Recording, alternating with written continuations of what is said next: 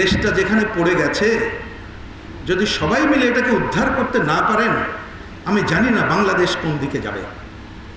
আজকে পৃথিবীর অনেকগুলো দেশ দেখছি, তারা হয় টুকরা টুকরা হয়ে যাচ্ছে, অথবা এক থাকলেও টুকরা টুকরা দেশ হচ্ছে।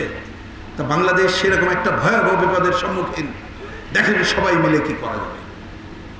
এটুকু তো কথা মন্টু ভাই। তাহলে সেই কথার প্রতিধ্বনিত করে আজকে ওনার স্মরণ সভায় আমি পরিষ্কার করে বলতে চাই, মুক্তিযুদ্ধের আকাঙ্ক্ষা আমরা সব পূরণ করতে পারিনি, তাই তো 90-এর গণ-অভ্যুত্থান।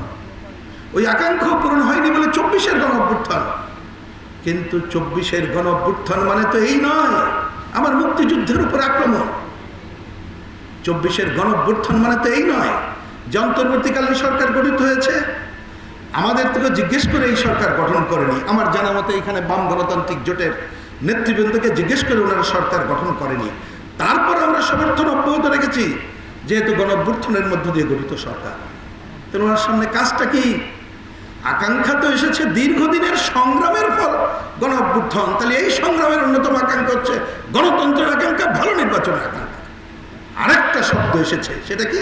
বৈষম্য মুক্তির আকাঙ্ক্ষা। তাহলে এই কাজটা যদি আমরা করতে যাই, তাহলে অসাম্প্রদায়িক গণতান্ত্রিক মানবিক বাংলাদেশ গড়ে তোলা যাবে।